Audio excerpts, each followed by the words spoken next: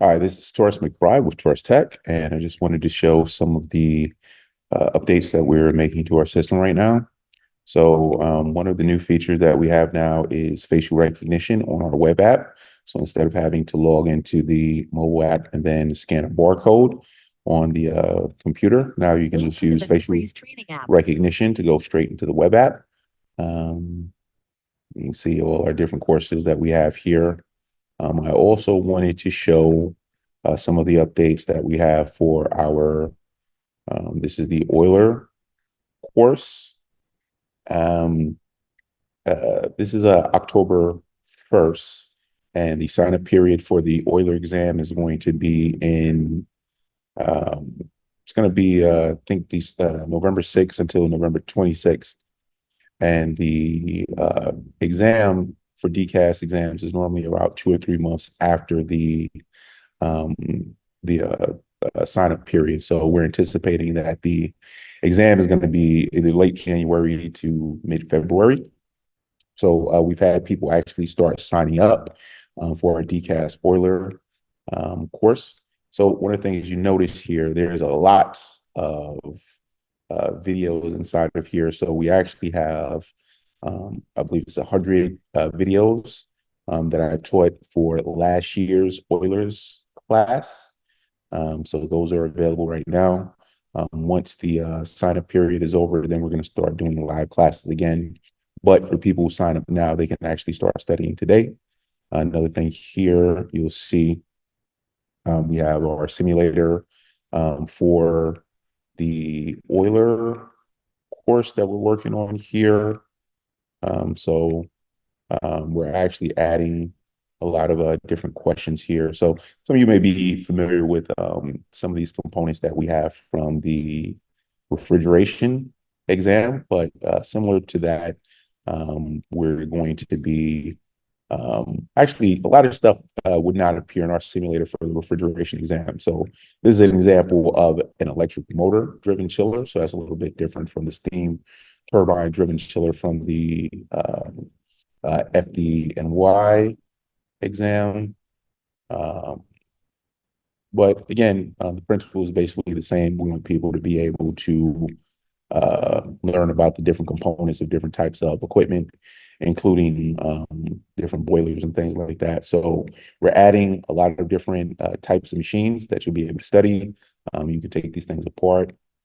Look at that. We have information as well. So all of that is available right now. We've also, for our refrigeration course, we've also made a lot of updates there. Actually, we're doing updates with all of our different courses, but these are um, the courses that most people are interested in. So this is why I'm talking about these right now. So number one, with our simulator, we've added, I don't even know how many hundreds of different questions here, especially with our readings now.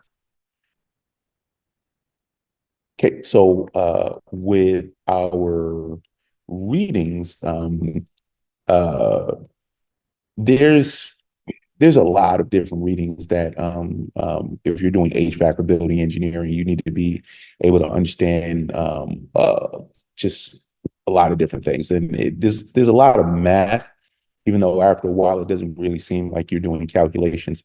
It's really important to try to understand how the systems are designed and how the systems work. So something like this is saying your circuit one condenser delta T, right? So over here, if we have a control panel, I can get information on my control panel. So circuit one condenser, right? Circuit one condenser. So you see here it says C1, circuit one condenser, pressure 210.8 PSI, right? So I can open up my documents panel here and I can open up my PT chart. Now, every different machine utilizes different types of refrigerant. So this particular machine is going to use R22 as its refrigerant. So if I look here, R22, go down, so my pressure was 210. So let me look at that again. R22 pressures at 210, that's going to be equivalent to 105 degrees. So basically, I am condensing my refrigerant at 105 degrees. Now, the question says find the delta T, so the difference in temperature. So what temperature are we talking about? The difference between the saturation temperature and the um, entering chilled water condensed water temperature, excuse me. So I get my information right here. So 84 degrees. So we said 210. 210 was equal to 105. So open up my calculator. 105 minus 84 is 21. I'm going to submit that, and that's correct.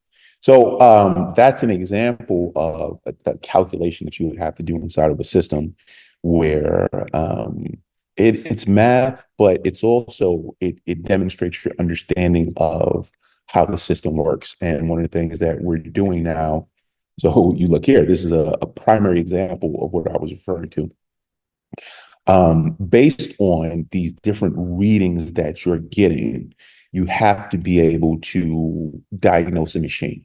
So this says an R22 system, which this is designed to operate with an evaporator saturation of 45 and a condenser saturation of 105, which is what we just saw. So we should be condensing our refrigerant at 105.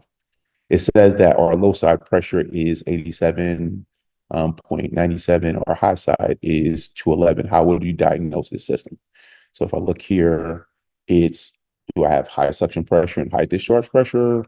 Do I have high suction pressure, low discharge pressure, normal suction pressure, and high discharge pressure? Or do I have high suction and normal discharge? So again, the math calculation that I just utilized, right? If I go back here and I look and I say that my low side pressure is 87, and I look at my PT chart here. So 87, 87 is 52 degrees. I would be boiling at 52 degrees. So that's already high. So that means I have high suction pressure. And then my high side pressure is 211. So the same thing. 211, 211 is around 105. So I'm okay there. So high suction low, normal suction. So high suction and normal discharge. So I'm going to submit that as my answer, high suction, normal discharge, and that's correct. So I just wanted to demonstrate here some of the updates that we're making to our system. So this is going to be both for, right now, we're mainly focusing on the refrigeration course, the degas oiler course. But eventually we want to have things like this for all of our courses. So whether that's the EPA 608, whether that's any of the other FDNY certificates courses that we're doing, if that's we're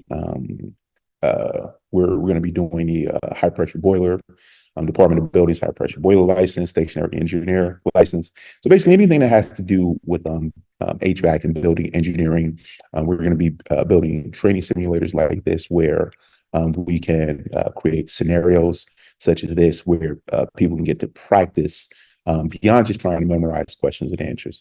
So once again, this is Tauris with Tauris Tech, and to all of our current students, you should see this in the system now. Anybody who signs up on any of our apps, you get a free preview where you can check out our different courses and see what you think.